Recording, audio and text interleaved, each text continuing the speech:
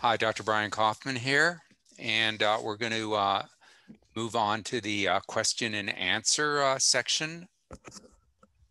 And I'm looking forward to reviewing some of these questions with you. I wanted to start by thanking Drs. Mato and Wierda for some really excellent presentations. And also, I thought Linda's Lanham's review of why ASH was important was really a nice overview and really presented a strong argument of why we should pay attention, because it is a glimpse of the future. And I'm glad people got to meet Robin, our newest addition to the CLL Society, and to share what some of the services are there. They're all free. Please use them. Today is World Cancer Day, and we are very excited that our ASH review coincides with that, and we're working with other organizations to try to increase awareness and patients' sense of belonging to a community where the prognosis and treatments are continuing to improve. So we have a ton of questions, and I don't think we're going to be able to get through all of them, but I've tried to sort them as we went along and answer some of them. And we'll go on to the questions and answers here. So I've got, I want to start, there were a number of COVID questions, which are going to be unavoidable. So let's just review, I'll just try to go through some of those right now. And let me just start with a general question, and let me throw this to either one of you.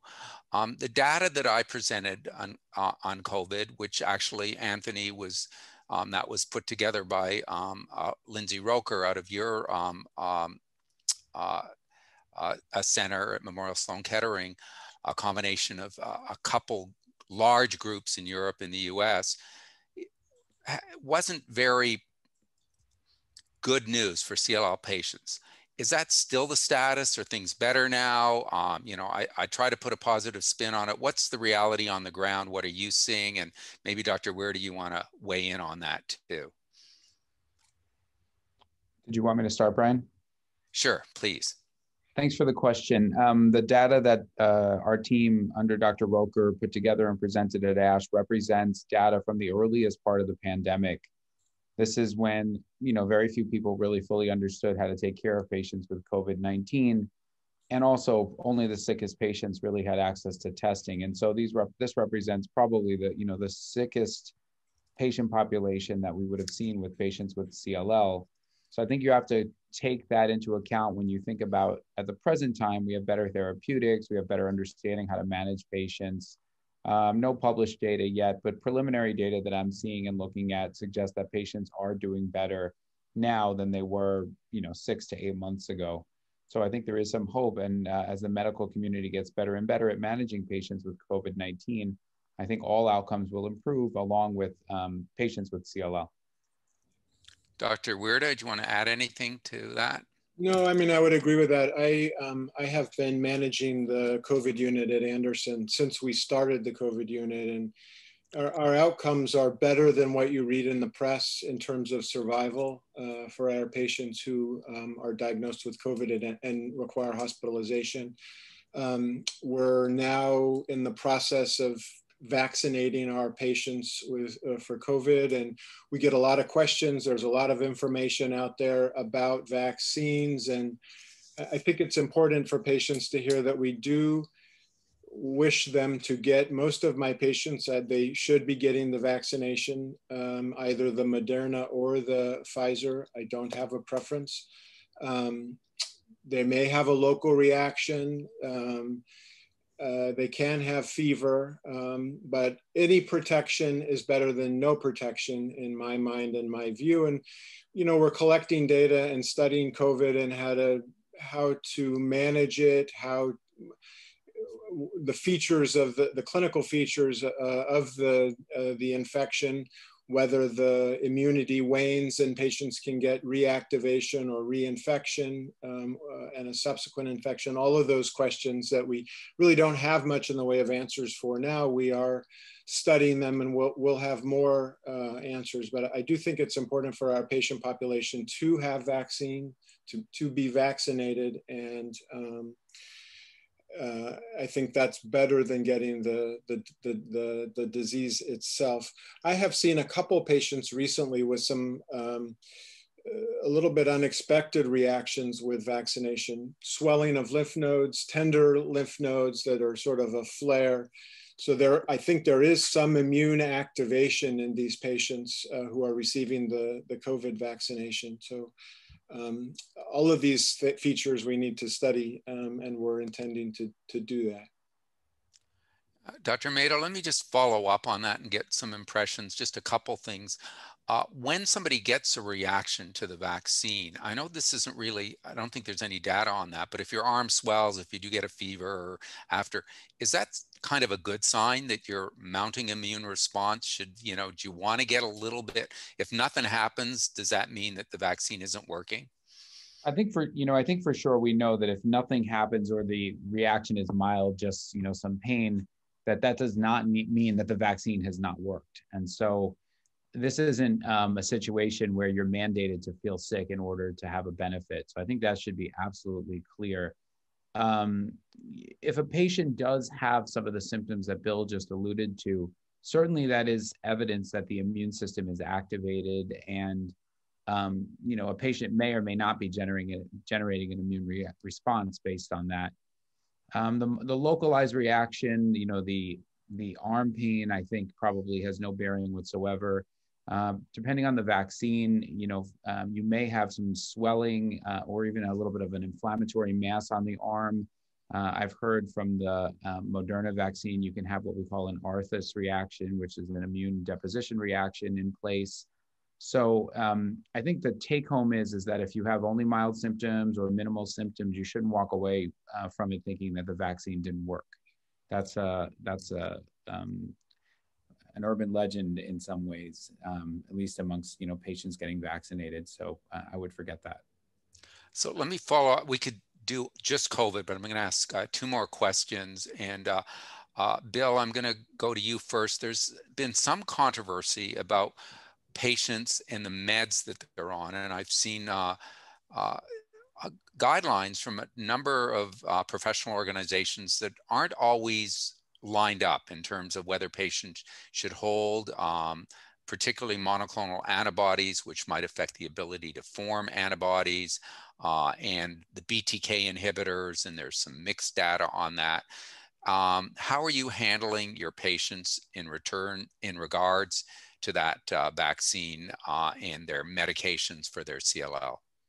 Yeah, so my own personal practice has been to try to get the vaccine in before starting a CD20 antibody, because we know the CD20 antibody will deplete CLL cells, but also normal B cells, and may have a bigger impact probably than other treatments that we're using on the immune response to vaccination. So I try to avoid doing it concurrent. I try to get the vaccine in before CD20 antibody, and delay the CD20 antibody. I think that there is more of an intact immune reaction and response in patients who are on a BTK inhibitor compared to those who are on chemo or who are getting a CD20 antibody. So I'm not reluctant to give the vaccine in patients on ibrutinib or acalabrutinib.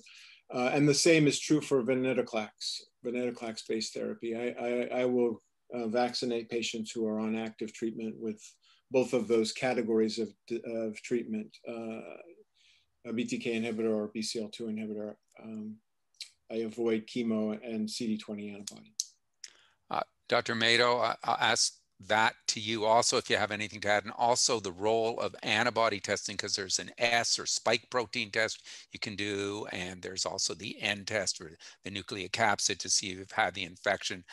What are the roles? People are asking me about this. I think the takeaways are get vaccinated. That's the most important takeaway, but are there any nuances? Should we be measuring our antibody tests, 2 or 4 weeks or 6 weeks after the second shot?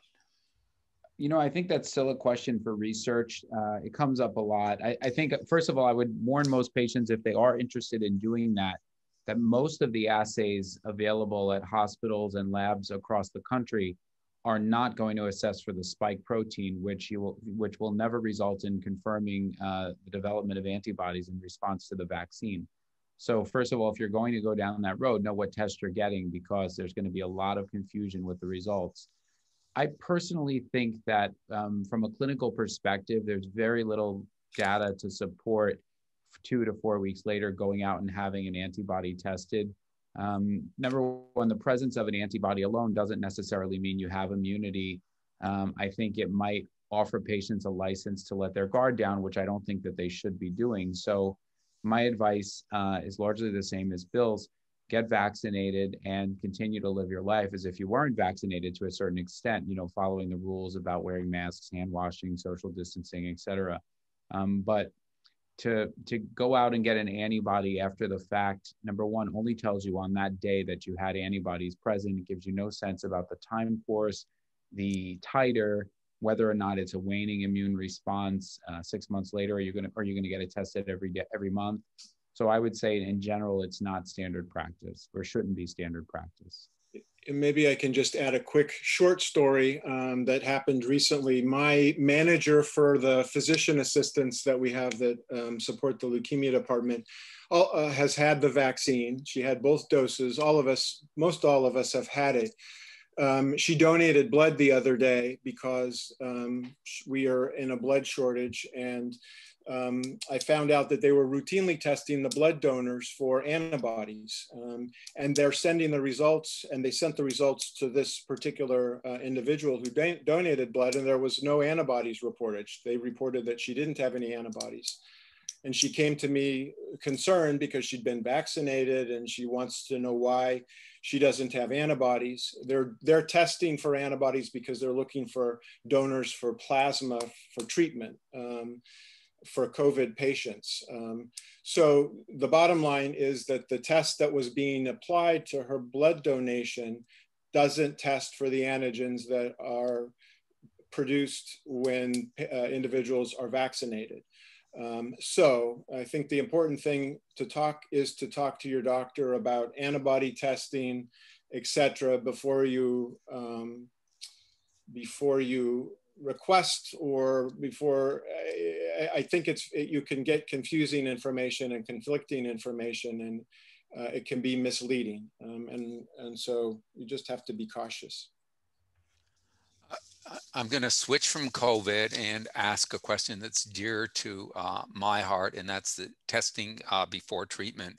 And Dr. Mato, you and I have discussed this before, but somebody raises the question, if I'm going to go on a targeted therapy, if I've ruled out chemoimmunotherapy, I don't care what the doc says, I don't want it, do I still need to get tested if I already have made a decision that I'm going to get a targeted therapy? I would argue yes, for a couple of different reasons. Number one, while the targeted therapies have largely overcome many of the poor risk features of CLL that were identified in patients previously getting chemotherapy or chemoimmunotherapy, it's still not perfect.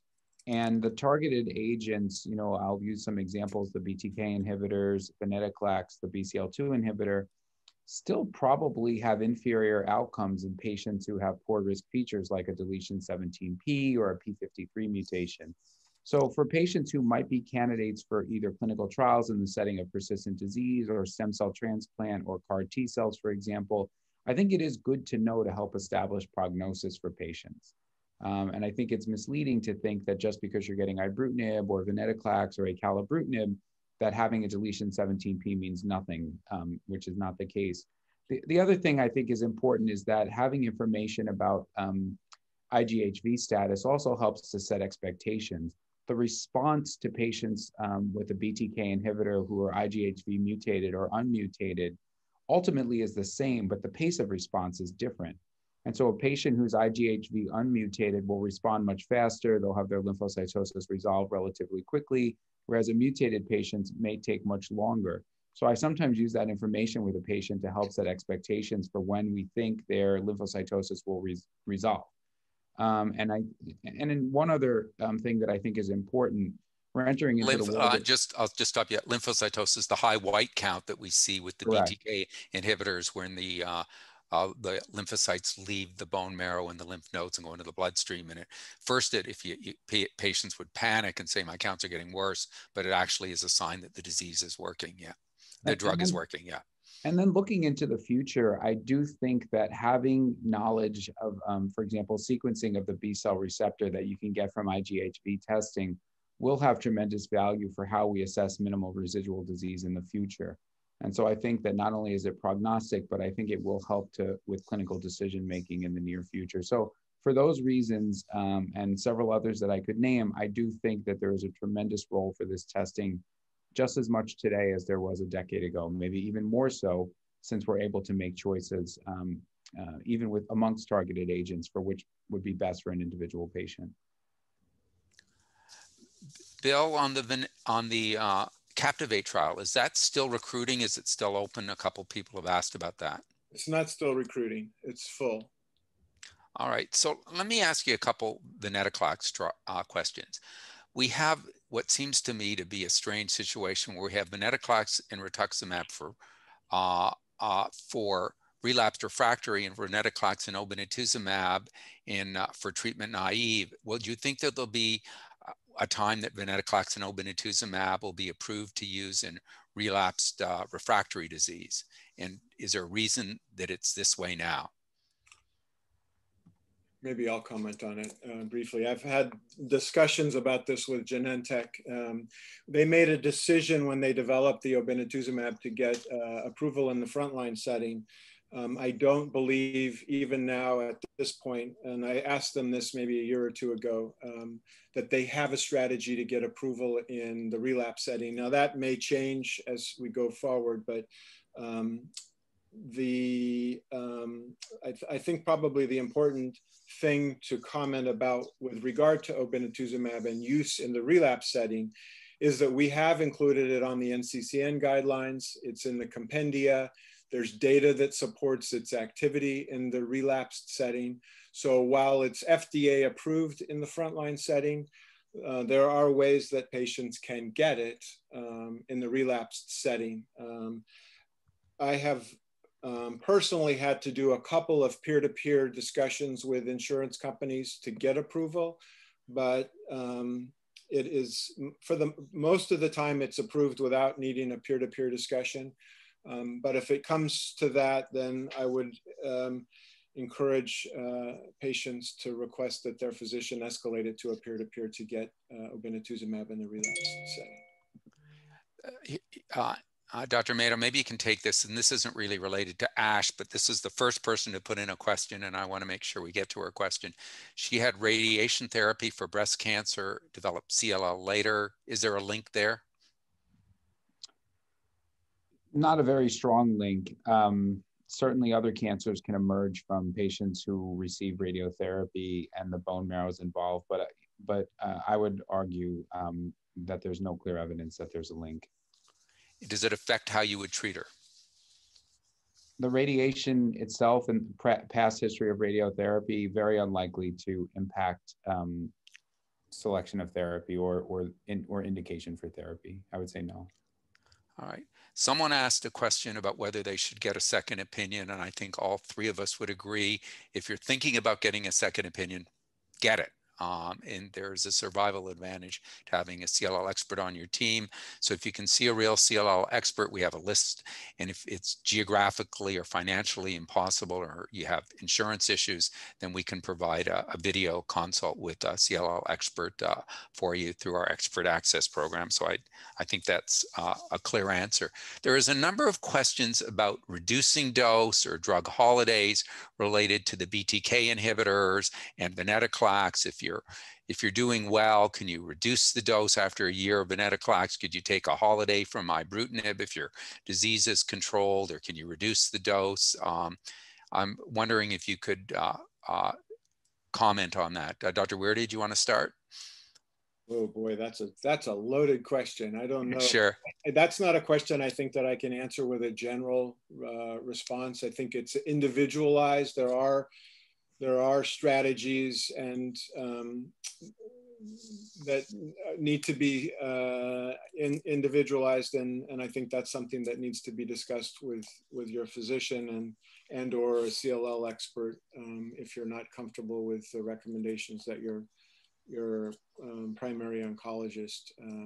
We did a study looking at dose-reduced ibrutinib, and we showed in that study that you could potentially use a lower dose. We had wanted to do a randomized trial to evaluate whether or not a reduced dose has any impact on the effectiveness long-term of the drug. But these are all open questions. I tend to stick to what the clinical trial showed was effective and not necessarily deviate from that unless I have to, if a patient has toxicity or something that requires modification of dose or change of treatment. Dr. Mato, could you explain a little bit more about what the C481 is, this mutation? Is it something that develops while you're on a BTK inhibitor? Why is it so important? And what's these new generation like LOXO 305 that you talked about, why that's so important? Could you just go over that again with us so we understand that better? Sure. It's a pretty straightforward concept to think about. Ibrutinib binds a protein called BTK, Bruton's tyrosine kinase. It binds at a certain location on that protein where this residue, CYS481, is present. And what happens is that, of course, the CLL cells are smart and they learn to develop mutations so that they make a new BTK that has a change in the protein structure that doesn't allow ibrutinib to bind anymore, or acalabrutinib. And if either of those drugs can't bind, they can't work. And so the concept of LOXO 305 or other drugs in the field, it's not the only one, is that they are designed in a chemical way to be structurally different, possibly bind to a different location and bind in a different way.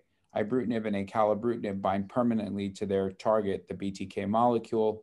LOXO and others bind on and off. We call it a reversible binding effect. So essentially, same target, different location, different mode of binding, and it reinvigorates the drug to recapture response in those patients or for patients to respond in general. So it's just like in bacteria where you can have an antibiotic that's no longer effective because the bacteria has learned to evade its binding, for example. Same thing here with the CLL cells. A couple of questions here on the BTK inhibitors, whether they're the new generation or the old generation. Did they get patients to MRD? And we're going to ask some questions about MRD that people had. And does it matter if they do or don't? Bill, do you want to start with that? Sure. So I have had patients, very few patients on ibrutinib by itself achieve an undetectable MRD status. Very few patients on ibrutinib plus the CD20 antibody achieving an undetectable MRD status. I have had a few on acalabrutinib achieve undetectable MRD status. So the goal and the intent of treatment with the BTK inhibitors, if you're talking about a BTK by itself or a BTK plus a CD20 antibody, is long-term disease control. And all the studies have been with continuous treatment until progression. And so that would be the strategy with the BTK inhibitor-based therapy. Jan Berger is interested in this question of whether or not, Jan Berger is one of our investigators at MD Anderson. He is interested in this question about the feasibility and the practicality and the effectiveness of intermittent BTK inhibitor-based therapy. So we have two trials that we've opened recently with either zanubrutinib or acalabrutinib, both with the CD20 antibody, where we're giving a fixed duration of the BTK inhibitor and then stopping treatment, and then restarting when the disease is active again, with the goal of looking at the disease characteristics. Do we select for mutations, et cetera, and whether or not it's a practical or feasible strategy to use the BTK inhibitors in that fashion. While we're on MRD, Dr. Mato, can you talk about patients where they should the test be peripheral blood? Should it be bone marrow? Does it matter? Does the treatment influence that choice? And what tests are you doing? I mean, the common test is the flow cytometry, which is 1 in 10,000, but we know there's next generation sequencing that can go 2 maybe 1 or 2 logs lower than that. So can you talk about that? And maybe I'll ask you to kind of segue into, is this still a research tool, or are you using this in the clinic with your patients who aren't in a trial? Sure, great question. Keep in mind, this is generally my opinion. There's not universal consensus, but I think the field is generally moving away from flow cytometry much more to the next generation sequencing, more standardized and able to detect a deeper level of remission or deeper level of undetectable disease. I'm more of a fan of the peripheral blood. I think it's more practical. I think we're learning with time that there's good enough concordance between the blood and the bone marrow that I'm not a proponent of putting patients through procedures unnecessarily, particularly bone marrow biopsies. Whether it's a research question or not, I think is something that's up for debate. Certainly you can check minimal residual disease at the end of therapy, for example, a venetoclax-based therapy, to help offer patients information or guidance on their prognosis at that moment. Whether MRD can be used today as a standard practice to guide decision-making, certainly there's no FDA approval that allows for that to happen. So that would be a nuanced decision with your physician who may have some expertise in the area. But there's no mandate that any patient should have MRD regardless of any therapy they're receiving. And there's certainly no approval that says you should make a decision based on those results. I'm a huge proponent of research that addresses that question. At our center, we have many MRD-guided clinical trials that we're very excited about with both BTK inhibitors and venetoclax. But again, keep in mind, that's a research question at our center. Bill, Richter's transformation, I talked about a paper, Anthony talked about a paper, I presented the Israeli CAR-T data. It's still a great unmet need in CLL. Is there anything a patient can do to lower their risk of getting Richter's? And is there anything that a patient has that increases their risk of getting Richter's? So in terms of avoiding it, I'm not aware that there's anything that can be done to avoid it. We have seen historically a risk of about 10% over a person's lifetime of risk for developing Richter's transformation in the setting of chemoimmunotherapy. Depends on what study that you look at. We used to think exposure to chemoimmunotherapy was a risk factor for developing Richter's transformation. But we are still seeing Richter's in patients who don't get chemo, but who get target. We lost Bill there. Anthony, do you want to pick up on that? I'm sorry, Sure. We just lost Bill. Yeah. I agree with Bill. No data to help minimize the risk of Richter's transformation. What's evolving over time is that the therapies are changing pretty radically, or at least the experimental approaches are changing pretty radically for how we deal with this. There are models available to help assess a patient's risk of developing Richter's, but I kind of believe that if there's nothing you can do with the results, then there's probably not a lot of value in risk stratifying somebody for an outcome that you necessarily can't change until it happens, and it's not guaranteed to happen. And did that answer it, at least in part? Yes, thank you. Yeah. Can you talk a little bit about just maybe Bill, thanks for getting back there. Yeah, people, can you just explain briefly what cytokine release syndrome is? I know you talked about this, we've talked about this a little bit. And is there anything that puts you at higher risk for that? And what the neurotoxicities or neuro events are? Kind of just give us some perspective on that related to CAR-T. And I'll ask one other question I'm going to ask to both of you, and is, do you see a time where CAR-T has moved up the line, where it's not these worst of the worst patients who've run out of every option, that CAR-T will be used sooner in the treatment of CLL? All right, so in terms of the CRS, so CRS stands for cytokine release syndrome. In the immune reaction and immune response, there are cells that get activated, and part of this activation is that they make chemical messengers that activate other cells and activate an immune inflammatory reaction. Those are called cytokines. They're chemical messengers for the immune system, and are activating. They do things like give people symptoms of flu, fever, muscle aches and pains, joint aches and pains. And you can have flu-like symptoms, but those can be extremely severe to the point where perhaps the blood pressure will drop, etc. So cytokine release syndrome describes the symptoms that individuals have of that immune reaction. Fever, sometimes low blood pressure, sometimes shortness of breath and requirement for oxygen, and sometimes laboratory abnormalities as well.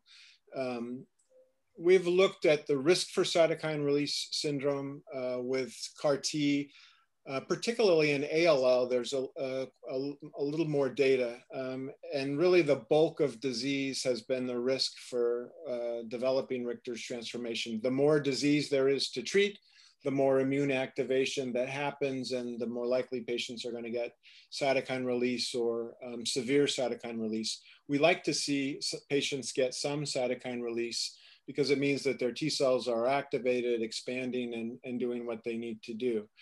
But we don't like seeing severe cytokine release. That can end the patient up in the ICU and be particularly challenging to manage. We're better at managing it now, much better than we were a year ago or 2 years ago with some of the medicines that we use to manage it. Neurologic toxicity are neurologic changes that occur as a result of getting the CAR-T. We have less of a good idea about the mechanism of that event, and neurologic toxicity can range from confusion to seizure. And so there's a spectrum also of neurologic toxicities. Fortunately for the Transcend study, the neurologic toxicity has been relatively low compared to what we saw with our ALL work. And we're better at managing the neurologic toxicity these days than we have in the past. And I'll just, for ALL, remind us what ALL is. ALL is acute lymphoblastic leukemia. So that's the aggressive counterpart of CLL in terms of, it's from the same type of cell, a lymphocyte, but it's a much more aggressive disease and needs to be treated very aggressively with intensive chemo. So we're finishing up here, but I'll give the last word to you, Anthony, and this does have to do with CAR-T therapy. Do you see it moving up as we're getting better at handling the adverse events associated with it? Certainly the efficacy data is impressive. Where do you see it? Where do you see it fitting in the future? Right now, it's kind of the last move for a lot of patients. I think it's possible that it could move up to earlier line of therapy. I think you hit the nail on the head. It has to be better tolerated, and you know, I think the results have to be tweaked somewhat so that they're better for more patients. I also think that we need to see the type of clinical trials that answer these important questions. They need to be compared to our standard therapies now, which are beyond excellent. And until we have a comparison that says it's better to move it up, kind of a risky procedure before relatively safe bets, the targeted therapies, I don't see it happening. So for now, I think we have just so many great therapies. It's a blessing. It may not necessarily move much earlier in lines of therapy. Well, I can't thank you doctors enough for this. I think it's tremendously valuable. I have a ton of questions left. We had a really good turnout for this, so we're really excited. And I look forward to working with you more. Thanks again to our sponsors who made this possible, to AbbVie and Genentech, and our kind of way to celebrate World Cancer Day. I hope this was valuable. This was kind of, you know, bluntly a more nerdy presentation, but we think it's really important that people be on the cutting edge, and we'll have this available in archive for you to watch again. Please complete the survey that's related to this. It's critically important for us to get the your feedback of what we could do and how we could do things better. We have a session coming up at the end of March that's related to COVID, and we're going to be focusing on contagion, variants, and vaccines. So stay tuned for that. That's going to be the whole session will be just on COVID. And I'll remind you that CLL Society is invested in your long life. Please invest in the long life of the CLL Society by supporting our work. Again, thanks to Dr. Mato and Dr. Wierda for dedicating their time to this. Thanks to Linda Lanham and Robin Brumble for her help with this, and the people behind the scenes, Brad Hedricks, our IT, Liza, our program director, my wife, Patty Koffman, the co-founder of the CLL Society, who put together the theme and promotion of this, and Carly Bowes, our executive director, who kind of managed all of us managing this. So we're very grateful. Thank you for staying with us, and we're finishing just about on time. And we had enough time, I think, for most of the Q&A. So thanks to everyone. God bless and stay safe out there. Get vaccinated, but still social distance, wash your hands, don't hug strangers, don't burn your masks, still stay safe. Thanks very much, and take care of yourselves.